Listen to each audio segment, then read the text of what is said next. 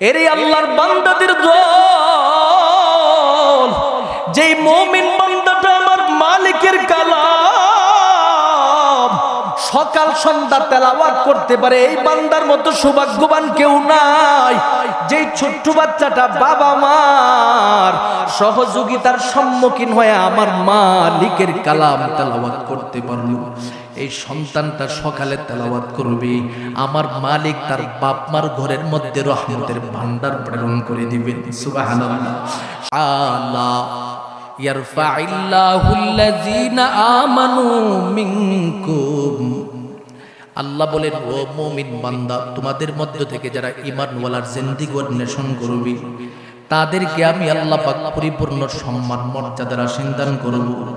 শুধু তার মধ্যেই সীমাবদ্ধ নয়, তোমাদের মধ্য থেকে ওয়া উতুল ইলমা দারাজাত, যাদেরকে আমি আল্লাহ ইলমে দ্বীন দিব, কোরআনের শিক্ষায় শিক্ষিত করব, তাদের সম্মানও আমি আল্লাহ পাক বাড়াতে থাকব। এরে মুমিন, জমিনের মধ্যে যারা কোরআন বলার অন্তর্ভুক্ত হয়ে যায় তাদের সম্মান আমার মালিক এইভাবেই বাড়াতে থাকি, এইভাবেই সম্মান বৃদ্ধি করতে থাকি।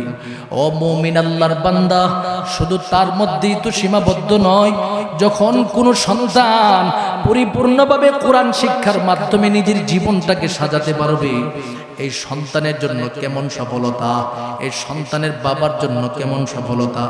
আগে সন্তানটার ব্যাপারে আপনাদের সম্মুখে বলে দেই, সন্তানটা যখন তার জবান থেকে তেলাওয়াত করবে, তার আমলনামার মধ্যে সওয়াবের ভান্ডার জমতে থাকবে। ক্বালা রাসূলুল্লাহি সাল্লাল্লাহু আলাইহি ওয়াসাল্লাম, মান ক্বারাআল কুরআনা হারফান ফালাহু আশরু হাসানা। জমিনে যদি কোনো মুমিন বান্দা আমি মালিকের কালাম শিখার পর সেখান থেকে একটা হরফ পাঠ করে, আল্লাহ পাক সাথে সাথে 10টা নেক তার আমলনামার মধ্যে এড করে দেয়। শুধু তার মধ্যেই সীমাবদ্ধ নয়, আরেক বর্ণনার মধ্যে ব্যাখ্যামূলক ভাবে আমার নবীজি বলেন, মান ক্বারা হারফান মিন কিতাবিল্লাহ, আমার নবী ঘোষণা প্রদান করে দেই, জমিনে যখন কোনো মুমিন বান্দা আল্লাহর কালাম থেকে একটা হরফ তেলাওয়াত করবে, ফালাহু হাসানাতুন, তার জন্য একটা নেক আমল নির্ধারণ করা হয়। ওয়াল হাসানাতু বিআশরি আমসালিহা, আর এক একটা নেক আমলকে আল্লাহ পাক পরিপূর্ণভাবে 10টা নেকের মতো পরিপূর্ণভাবে দান করে দেই। অর্থাৎ একটা নেক সে আদায় করবে, আমার মালিক তাকে 10টা নেক দান করবে। আর সেই 10টা নেক শুধুমাত্র এমনি সেমনে না, আমার নবী এবার ব্যাখ্যায় বর্ণনা করতেছেন, লা আকুলু আলিফ লাম মিম হারফুন বাল আকুলু আলিফুন হারফুন লামুন হারফুন মিমুন হারফুন। আমার নবী বলেন, আমি তোমাদের সম্মুখে বলি না যে আলিফ লাম মিম পুরাটা মিল্লা একটা হরফ, বরং আমি নবী বলি আলিফুন হরফুন। কেউ যদি একবার আলিফ শব্দ উচ্চারণ করে, সাথে সাথে আমল নামায় 10টা নেক এড হয়ে যায়। কেউ যখন জবান খুলে লাম উচ্চারণ করে, সাথে সাথে তার আমল নামার মধ্যে 10টা নেক এড হয়ে যায়। কেউ যখন তার জবান থেকে মিম উচ্চারণ করে, সাথে সাথে আমল নামার মধ্যে 10টা নেক এড হয়ে যায়। সুবহানাল্লাহ বলেন। সন্তানটা যখন তেলাওয়াত করবে, তা থেকে যে নেক আমলগুলো এড হতে থাকবে, বালেগ হওয়ার আগ পর্যন্ত তার বাপ মার আমল নামার মধ্যে সবগুলো জমা হতে থাকে। এই সন্তানটাকে আমার মালিক এত বড় শ্রেষ্ঠ হিসাবে কবুল করে নেয়। ক্বালা রাসূলুল্লাহি সাল্লাল্লাহু আলাইহি ওয়াসাল্লাম, খায়রুকুম মান তাআল্লামাল কুরআনা ওয়া আল্লামা। আমার নবী বলেন, জমিনে তার চেয়ে থেকে সর্বশ্রেষ্ঠ বান্দা কে হতে পারে, যেই ব্যক্তিটা নিজে কোরআন শিক্ষা করে আবার আরেকজনকে কোরআন শেখায়। ও আল্লাহর বান্দাদের দলেরা, নিজের জীবনটার দিকে একটু তাকায় দেখেন, এমন কি কোনো একটা সন্তান তৈরি করতে পেরেছে যেই সন্তানটা বাবার পাশে বসে বসে কোরআন তেলাওয়াত করতে পারবে, যেই সন্তানটা মায়ের পাশে বসে বসে কোরআন তেলাওয়াত করতে পারবে। ও গুরাই এলাকার আল্লাহর মহাব্বতের বান্দাদের দলেরা, আপনি কি এমন সৌভাগ্যবান বাবা হতে পারলেন? আপনি কি এমন সৌভাগ্যবান মা হতে পারলেন যেই সন্তান মায়ের সামনে বাবার সামনে আমার মালিকের কালাম তেলাওয়াত করে শ্রবণ করাতে থাকবে? এরে মা, শুধু দুনিয়া নয়, এই কালাম যদি সন্তানকে পরিপূর্ণভাবে শিখাতে পারেন, আপনার আখিরাতের জিন্দেগিটাকে আল্লাহ সফল বানায় দিবে। কেমনে সফল বানায় দিবে আমার নবীজি এটারও ব্যাখ্যা হাদিসের মধ্যে বর্ণনা করে দিয়েছেন। ক্বালা রাসূলুল্লাহি সাল্লাল্লাহু আলাইহি ওয়াসাল্লাম ইযা মাতা বানি আদম ইনকাতা আনহু আমালুহু ইল্লা মিন সালাস মিন সাদকাতিন জারিয়া আও ইলমিন ইয়ানতাফিউ বিহি আও ওয়ালাদিন সালিহিন ইয়াদউ লাহু। আমার নবী রহমতে আলম নবী ঘোষণা প্রদান করে দেয়, যখন কোন মুমিন বান্দা দুনিয়ার জমিন থেকে বিদায় হয়ে যায়, তার যত আমলের রাস্তা আছে সব বন্ধ হয়ে যায় রে গোলামের দল। তবে তিনটা রাস্তা আমার মালিকের পক্ষ থেকে পরিপূর্ণভাবে খোলা থাকে রে আল্লাহর বান্দা। এক নম্বরে আমার নবী ঘোষণা প্রদান করে দেয়, সেটা হলো মিন সাদকাতিন জারিয়া। বান্দা যদি কিছু দান সদকা করে দিয়ে যেতে পারে, এটা তার কবরে 24টা ঘন্টা যেতে থাকবে। বান্দা জনকল্যাণমূলক কোনো কাজ কমপ্লিট করে দিয়ে গেল, যতদিন পর্যন্ত এই কাজগুলি থাকবে। যেমন একটা রাস্তা প্রয়োজন, এলাকার মানুষের জন্য আপনি রাস্তা বানায় দিয়ে গেলেন। এলাকার মানুষের জন্য পানির টিউবওয়েলের প্রয়োজন, তাদের জন্য আপনি একটা টিউবওয়েলের ব্যবস্থা করে দিয়ে গেলেন। যতদিন পর্যন্ত সেই জনকল্যাণের সাথে সম্পৃক্তপূর্ণ কাজ, সেটা যতদিন পৃথিবীতে থাকবে, আপনার আমল নামার মধ্যে সওয়াবের ভান্ডার যেতে থাকবে। এলাকায় একটা মাদ্রাসার প্রয়োজন, মাদ্রাসার মধ্যে আপনি সহযোগিতা করে গেলেন, যতদিন মাদ্রাসায় তেলাওয়াত চলবে, ওই মাদ্রাসার সওয়াব আপনার আমল নামার মধ্যে যেতে থাকবে। এলাকায় একটা মসজিদ প্রয়োজন, মসজিদের দিল খুলে দান করে গেছেন রে গোলাম, এই মসজিদের দানের সওয়াব প্রতিটা মুহূর্ত আপনার কবরের মধ্যে যেতে থাকবে। এরপরে আমার নবী বলেন আও ইলমিন ইয়ানতাফিউ বিহি, জমিনের মধ্যে যদি কোনো মহাব্বতের বান্দা দ্বীনের শিক্ষা অন্য আরেকটা সন্তানকে শিখিয়ে দিয়ে যেতে পারে।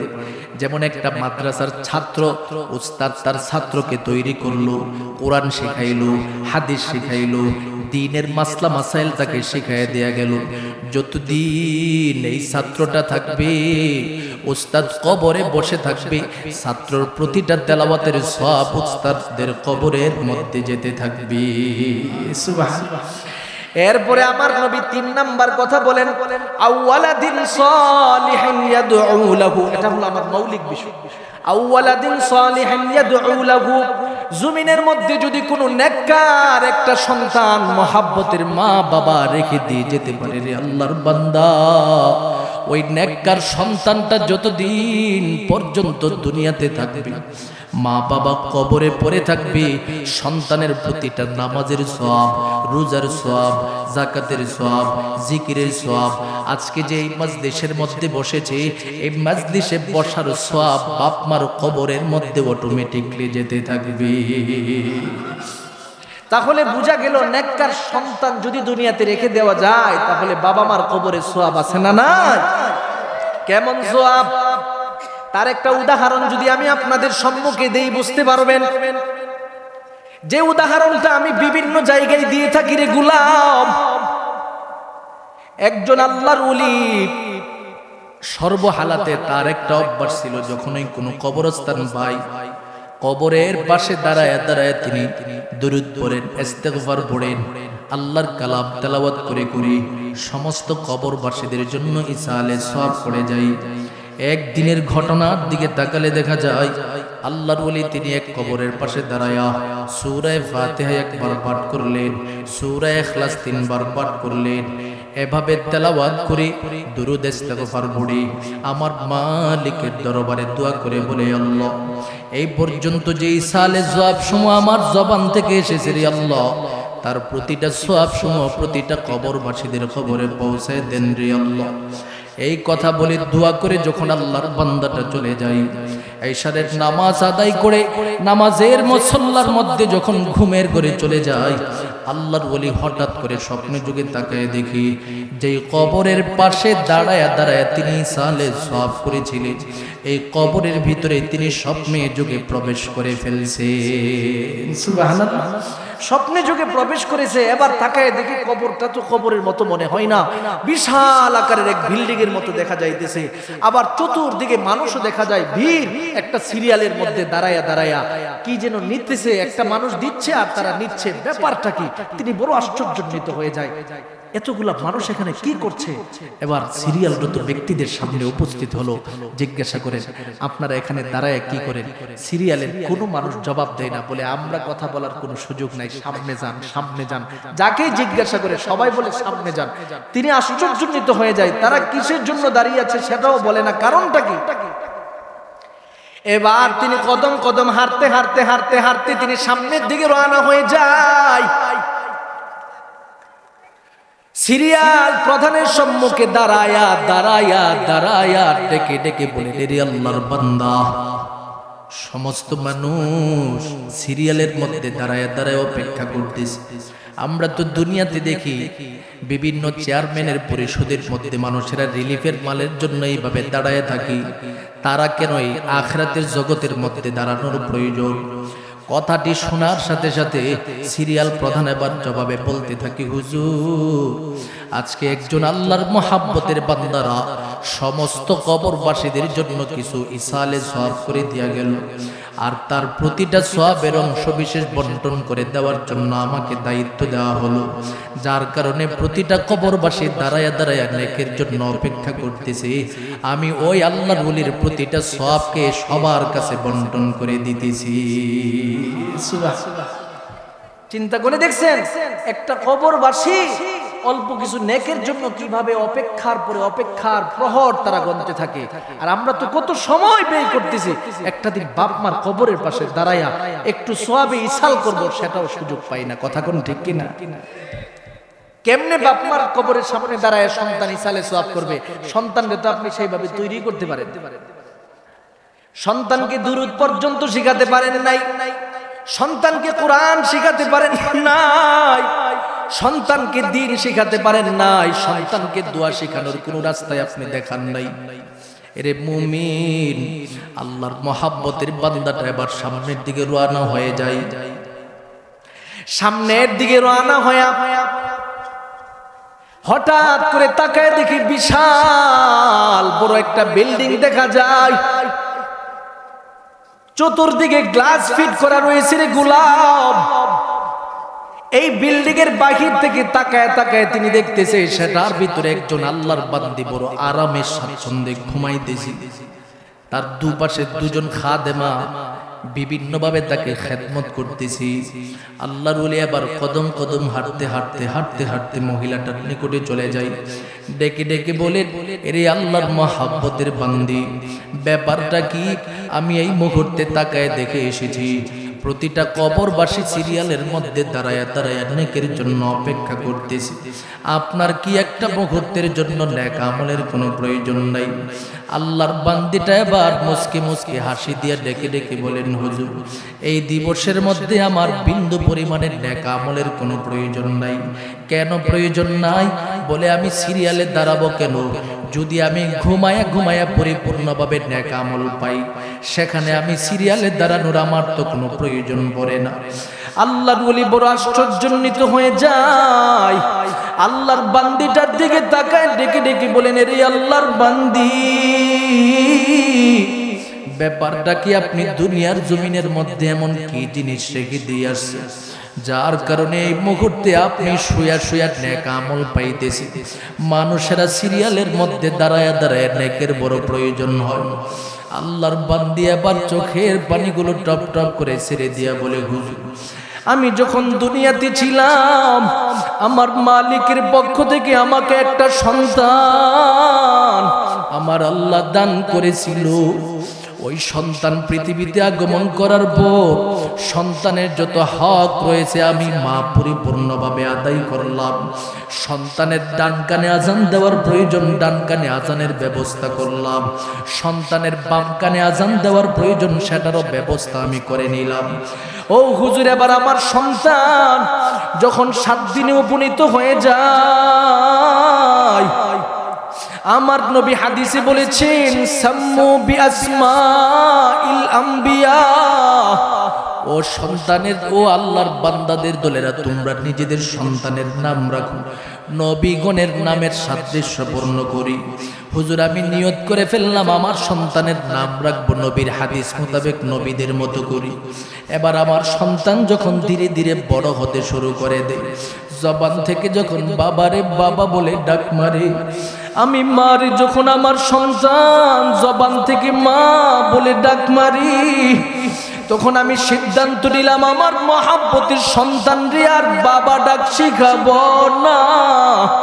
আমার সন্তান রে আমি এখন থেকে আমার মহাব্বতের সন্তান রে মালিকের নাম শিখাবো।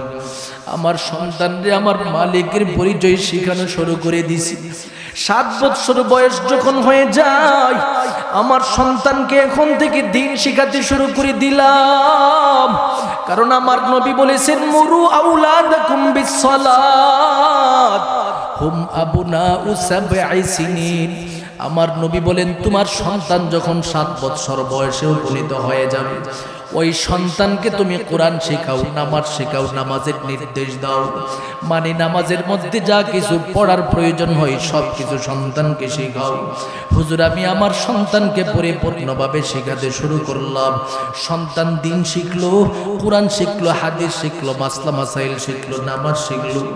আমার সন্তান এবার একজন আলেমে রূপান্তরিত হয়ে গেল। আমার এই সন্তান যখন আমি মায়ের ইন্তেকালের খবর শুনতে পাই, মাদ্রাসা থেকে পাগলের মতো বাড়ি থেকে রওনা হয়ে যায়।